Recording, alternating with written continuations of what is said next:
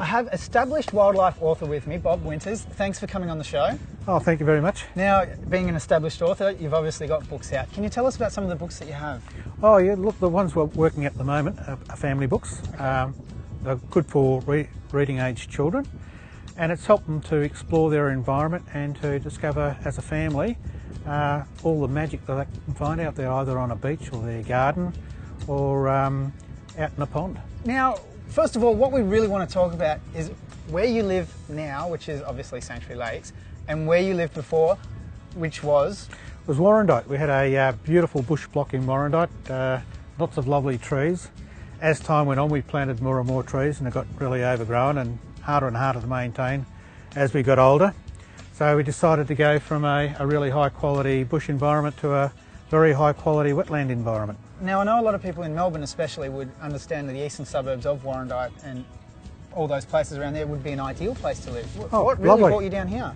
Well, you can have a look around you. It's just magnificent. I actually always dreamt of living on a wetland at some time during my life, and imagined I'd have to go out somewhere in Gippsland to find such a place. But as time went on, my life very much depended on living near Melbourne. So I found myself this gorgeous little secret place on Skeleton Creek at Sanctuary Lakes. Now tell us about this Skeleton Creek. I know we've actually seen footage of your house, and the viewers at home will see it too. It's fantastic. It's really beautiful. Tell us about the bird migration that we get down here. You're an avid bird watcher. Oh yeah, well the birds are just magnificent. I can sit in my office or sit in my living room and they fly past all day long, or feed in the creek or stormwater pond in front of me. They even nest there. But some of the birds during the warmer months have come down from Japan, Siberia, even Alaska, and they'll spend a lot of their time, if not all of their time, hanging out in front of our place. Some of them are very secretive and hide under the vegetation. Others sort of bold as brass, sitting in the middle of the creek feeding away.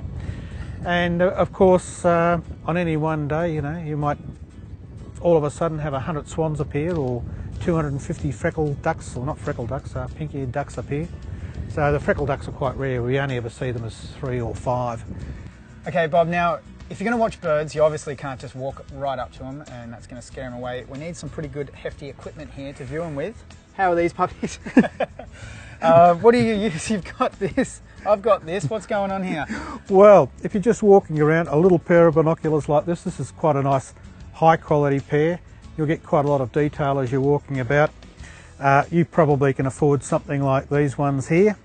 That's just a nice little simple pair that you buy at a camera shop or in one of the big retail stores. Great. Or if you want a really detailed view and you're not running around, something like a scope works really well. You can see it particularly on small wading birds.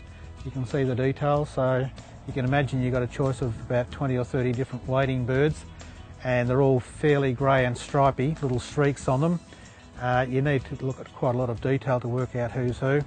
But really, for people who just enjoy looking at a few birds and what they're doing, a nice little simple pair of binoculars are quite cheap and quite good quality these days. Yep. Are fabulous. Yeah, the technology's really taken them a lot further than these old clunkers. Oh well, you wouldn't be able to handhold those, mate. Not very ergonomic, is it? Not very ergonomic.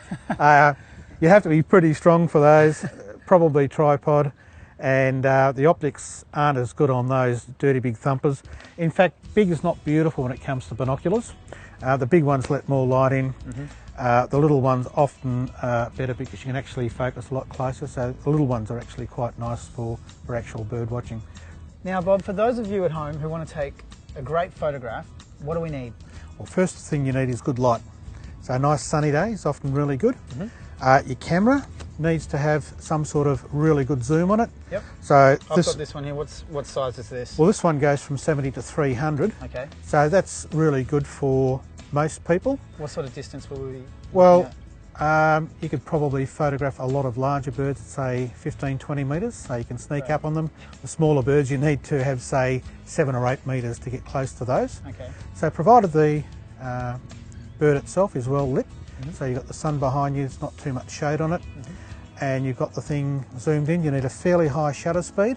Okay. So these cameras both have anti-shake in it, so an anti-shake lens or an anti-shake camera, have that turned on, and you want a shutter speed of say, if it's anti-shake, of at least 125th of a second, and that means you might need to put your ASA up a little bit. So you need to actually understand your camera gear. Right. But it's a question of practice, practice, practice. And one of the funny things I always tell people is that you can have a bird sitting there being very cooperative, you take 50 photographs out of it, and you look at it on your computer and the first one looks good, and the 40th looks good, and the 45th looks good, and all of a sudden you see the 46th photo and it looks brilliant.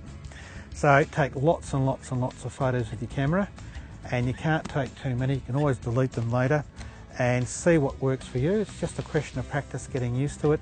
The autofocus is really good. If you've got spot autofocus, try and get the eye of the animal in focus every time. Doesn't matter if it's a person or an animal. If you've got an in-focus eye, that's really great. Thanks again, Bob, for being on the show. Fantastic. I'm sure the viewers got a lot out of that. Really appreciate it. And it's been a lot of fun. Thanks, mate.